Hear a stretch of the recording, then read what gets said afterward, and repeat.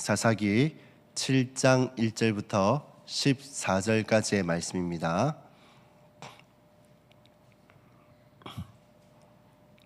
다 함께 한 목소리로 봉독하도록 하시겠습니다. 요룻바알이라는 기드온과 그를 따르는 모든 백성이 일찍 일어나 하루샘 곁에 진을 쳤고 미디안의 진영은 그들의 북쪽이요 모레산 앞 골짜기에 있었더라. 여호와께서 기드온에게 이르시되 너를 따르는 백성이 너무 많은즉 내가 그들의 손에 미디안 사람을 넘겨주지 아니하리니 이는 이스라엘이 나를 거스러 스스로 자랑하기를 내 손이 나를 구원하였다 할까 함이니라. 이제 너는 백성의 귀에 외쳐 이르기를 누구든지 두려워 떠는 자는 길라산으로 떠나 돌아가라 하시니 이에 돌아간 백성이 22,000명이요 남은 자가 10,000명이었더라. 여호와께서 또 기드온에게 이르시되 백성이 아직도 많으니 그들을 인도하여 물가로 내려가라. 거기서 내가 너를 위하여 그들을 시험하리라. 내가 누구를 가리켜 내게 이르기를 이 사람이 너와 함께 가리라 하면 그는 너와 함께 갈 것이요 내가 누구를 가리켜 내게 이르기를 이 사람은 너와 함께 가지 말 것이니라 하면 그는 가지 말 것이니라 하신지라. 이에 백성을 인도하여 물가에 내려가며 여호와께서 기드온에게 이르시되 누구든지 개가 핥는 것 같이 혀로 물을 핥는 자들은 너는 따로 세우고 또 누구든지 무릎을 꿇고 마시는 자들도 그와 함께 하라 하시더라. 움켜 입에 대고 핥는 자의 수는 300명이요 그 외의 백성은 다 무릎을 꿇고 물을 마신지라. 여호와께서 기드온에게 이르시되 내가 이 물을 핥아 먹은 300명으로 너희를 구원하며 미디안을 내 손에 넘겨주리니 남은 백성은 각각 자기의 처소로 돌아갈 것이니라 하시니 이에 백성이 양식과 나팔을 손에 든지라. 기드온이 이스라엘의 모든 백성을 각각 그의 장막으로 돌려보내고 그 300명은 머물게 하니라. 미디안 진영은 그 아래 골짜기 가운데에 있었더라. 그 밤에 여호와께서 기드온에게 이르시되 일어나 진영으로 내려가라. 내가 그것을 내 손에 넘겨주었느니라. 만일 내가 내려가기를 두려워하거든 내 부하 브라와 함께 그 진영으로 내려가서 그들이 하는 말을 들으라. 그 위에 내 손이 강하여져서 그 진영으로 내려가리라. 기드온이 이에 그의 부하 브라와 함께 군대가 있는 진영 근처로 내려간즉 미디안과 아말렉과 동방의 모든 사람이 골짜기에 누웠는데 메뚜기의 많은 수와 같고 그들의 낙타의 수가 많아 해변의 모래와 같은지라. 기드온이 그곳에 이른즉 그 어떤 사람이 꿈을 말하 이르기를 보라 내가 한 꿈을 꾸었는데 꿈에 보리떡 한 덩어리가 미디안 진영으로 굴러 들어와 한 장막에 이르러 그것을 쳐서 무너뜨려 위쪽으로 엎으니 그 장막이 쓰러지더라. 그의 친구가 대답하여 이르되 이는 다른 것이 아니라 이스라엘 사람 요아스의 아들 기드온의 칼이라. 하나님이 미디안과 그 모든 진영을 그의 손에 넘겨 주셨더라 하더라. 아멘. 사랑하는 성도 여러분, 우리는 살아가면서 끊임없이 무언가를 의지하며 살아가고자 하는 그런 마음이 있습니다. 어떤 사람은 돈을 의지하려고 하는 사람들이 있고 어떤 사람은 자기가 가진 어떤 재능, 능력들을 의지합니다. 어떤 사람은 또 자기가 가진 인맥들을 의지하기도 합니다. 그런데 그러한 것들은 언제든지 무너질 수가 있다는 것이죠. 그래서 하나님은 당신의 백성들을 향해서 중요한 사실 하나 깨닫게 하십니다. 그것은 무엇인가 하면 사람을 의지하는 것이 아니라 하나님만을 의지하게끔 하신다는 것입니다. 오늘 보면 기드온과 미디안의 전쟁을 앞두고 있었던 장면인데 하나님은 이 기드온이 모았던 그 병사가 32,000명에 불과함에도 불구하고 계속해서 말씀하시기를 그 숫자가 많다라고 말씀을 하십니다. 상식적으로는 군사를 더 모아야 됨에도 불구하고 오히려 군사를 줄일 것을 명령을 하십니다. 왜 그렇을까요? 오늘 말씀을 통해서 우리에게 주시는 이 세 가지 교훈을 우리 함께 묵상하며 나아가고자 합니다. 첫 번째로는 하나님께서는 우리의 그 자랑을 내려놓게 하시기 위함입니다. 이스라엘 군사는 32,000명이 모였고 미디안의 군사는 무려 13만 5천 명이 모였습니다. 이미 숫자로는 터무니없을 정도로 상대가 되지 않는 숫자입니다. 그런데 하나님께서는 뜻밖의 말씀을 하십니다. 너를 따르는 백성이 너무 많은즉, 사람의 눈으로 보기에는 너무나도 작은 숫자인데 하나님의 눈으로 보시기에는 너무 많다는 것입니다. 왜 이런 이 시각의 이 차이가 있을까요? 2절을 보시면 이유가 나오는데 2절에서 이렇게 말씀을 하고 있습니다. 이스라엘이 나를 거슬려 스스로 자랑하기를 내 손이 나를 구원하였다 할까 함이라. 하나님께는 승리보다도 더 중요한 것을 보셨습니다. 승리 이후에 이스라엘 백성들의 태도가 어떠할 것인지를 이미 보셨던 것이죠. 만약 3만 2천 명을 이겼다면은 그들이 고백하기를 우리가 잘 싸웠다, 우리의 군대가 강하였다 라고 자랑했을 것입니다. 그래서 하나님은 아예 그렇게 하지 못하도록 그 가능성 자체를 숫자를 줄여버림으로써 없애버리신 것이죠. 우리의 삶도 돌아보면 이와 같습니다. 하나님께서는 때때로 우리의 힘을 줄이실 때가 있습니다.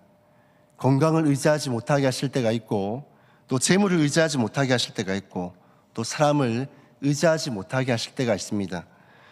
왜 그렇습니까? 우리를 괴롭게 하시기 위함이 아니라 우리가 하나님만을 의지하게 하기 위해서입니다. 우리가 모든 것을 다 가지고 있고 다 붙들고 있는 상태에서는 우리가 하나님을 붙들기보다는 그것들을 더 붙들 수가 있습니다. 그래서 하나님은 때로는 우리에게 가진 것들을 비우게 하심으로써 우리의 믿음을 온전하게 세우실 때가 있습니다. 혹시 요즘에 왜 이렇게 나의 삶이 이렇게 힘들까? 왜 하나님은 내 것을 하나둘씩 내려놓게 하실까? 그렇게 생각하진 않습니까? 이것은 하나님께서 우리에게 더 큰 은혜를 주시기 위해서 우리의 자랑을 먼저 내려놓게 하시기 위함이라는 것을 아시길 바랍니다. 그래서 혹시라도 하나님께서 우리에게 내려놓게 하신 것들이 있다면, 내가 붙들고 의지하는 것들을 점차 사라지게 하신 것들이 있다면 마음을 돌이켜서 하나님을 더 붙들고 더 의지하며 나아가시기를 주님의 이름으로 축복합니다. 두 번째로 우리에게 주신 교훈은 무엇인가 하면 하나님은 믿음의 사람을 사용하신다는 것입니다. 3만 2천 명에서 무려 2만 2천 명이 돌아갔습니다. 두려움에 떠는 자들이 돌아가게 되었는데 이제 남은 숫자는 1만 명입니다. 그런데도 하나님은 여전히 사람이 많다라고 말씀을 하십니다.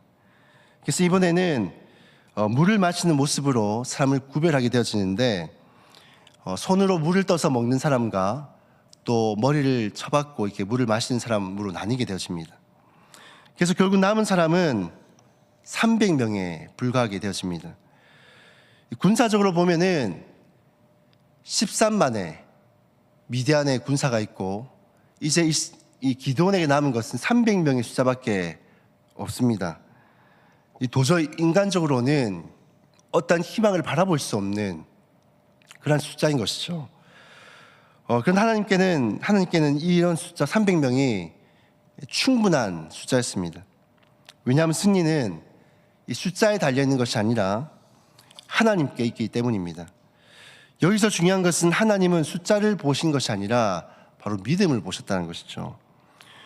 오늘날 우리 교회들이 많이 하는 착각들 중에 하나가 무엇인가 하면, 성도님들하고 또 교회들이 하는 착각이 무엇인가 하면, 하나님이 큰 교회들, 어떤 인프라나 프로그램들이 잘 갖춰진 교회만을 사용하신다.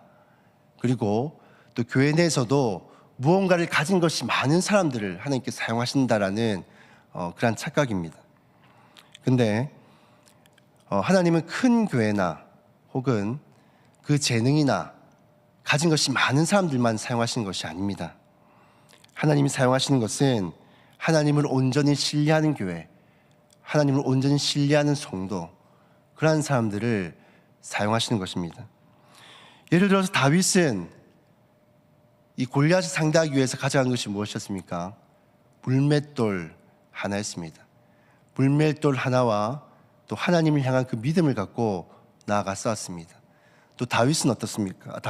이 모세는 어떻습니까? 모세는 이 지팡이와 하나님을 향한 그 믿음을 붙들고 이 바로 앞에 나아갔습니다. 또 뿐만 아니라 오병이의 사건에서 이 작은 어린 소녀는 보리떡 5개와 물고기 2마리를 갖고 주 앞에 나아갔습니다. 여기서 중요한 것은 우리가 가진 것이 얼마나 되느냐가 아니라 결국에는 하나님께 우리가 무엇을 맡기느냐 하는 것입니다. 오늘 우리는 무엇을 많이 갖고 있는가를 고민하고 또 염려를 합니다. 근데 하나님께서 우리에게 물어보시는 것은 네가 얼마만큼 갖고 있느냐를 물어보시지 않습니다. 네가 나를 얼마만큼 신뢰하느냐 이것을 물어보십니다. 여러분 가운데도 내가 지금 가진 것이 많고 적음보다도 내가 하나님을 얼마만큼 신뢰하고 있는가를 다시 한번 더 돌아보시고 또 묵상하시고 더 하나님을 신뢰할 수 있는 그런 믿음을 달라고 함께 기도하며 주 앞에 나아갔으면 좋겠습니다. 이 세 번째로 하나님께서 우리에게 주신 교훈은 무엇인가 하면 이 하나님은 순종하는 자에게 그 확신을 주신다는 것입니다. 하나님께서는 기도원의 마음을 이미 아셨습니다. 그는 믿음은 있었지만은 믿음 외에도 두려움 역시도 있었습니다. 그래서 하나님은 이렇게 말씀하십니다. 내가 내려가기를 두려워하거든. 하나님은 이 두려움을 가지고 있는 이 기도원에 대해서 왜 이렇게 믿음이 없냐, 확신이 없냐 라며 나무라고 책망하시지 않습니다. 오히려 확신을 주십니다. 기도원이 적진으로 내려가 보니 한 군사가 꿈을 꾸었던 이야기를 자기의 동료와 이것을 나누는 것을 듣게 되어집니다. 이 보리떡 하나가 굴러와 장막을 무너뜨렸다라는 꿈의 내용이었죠. 그런데 이 친구가 그 꿈을 듣고 이렇게 해석을 합니다. 이는 기드온의 칼이라.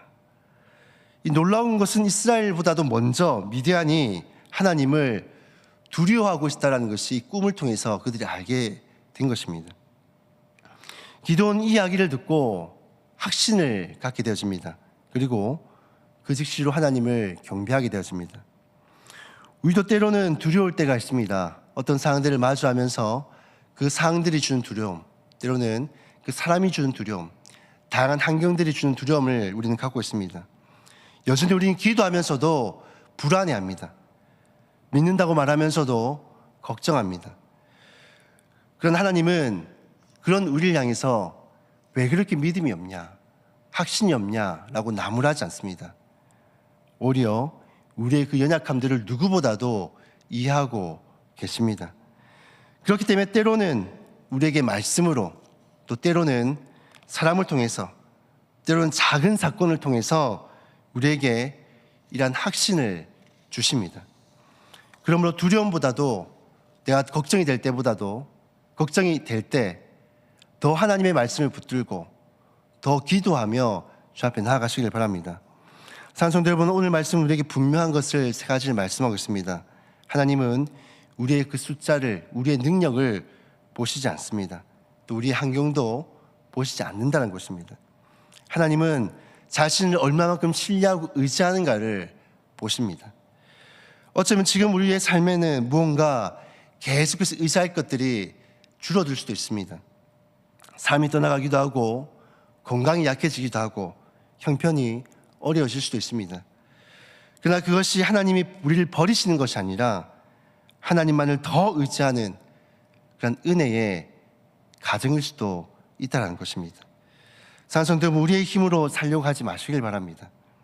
세상의 방법으로 살아가지 마시길 바랍니다. 오직 하나님만 의지하고 더 하나님만을 붙들며 살아가는 저와 여러분들이 다 될 수 있기를 주님의 이름으로 축복합니다. 그럴 때 하나님께서는 이 기드온과 300명의 용사를 통해서 하나님의 놀라운 역사를 이루신 것처럼 우리의 삶 가운데도 우리의 가진 것이 비록 연약할지라도 그것을 통해서 믿음의 역사를 이루어 가실 줄로 믿습니다. 오늘 시간 그 하나님을 붙들고 함께 기도하며 나아갔으면 좋겠습니다. 이 시간 기도하실 때 나의 힘과 환경을 의지하지 않고 오직 여호와 하나님만을 신뢰하며 살아가게 도와주옵소서라 기도하시고요. 또 교육부서 여름 행사를 놓고 함께 기도하시고 또 자유롭게 개인의 제목으로 기도하신 후에 돌아가도록 하시겠습니다. 기도하시겠습니다.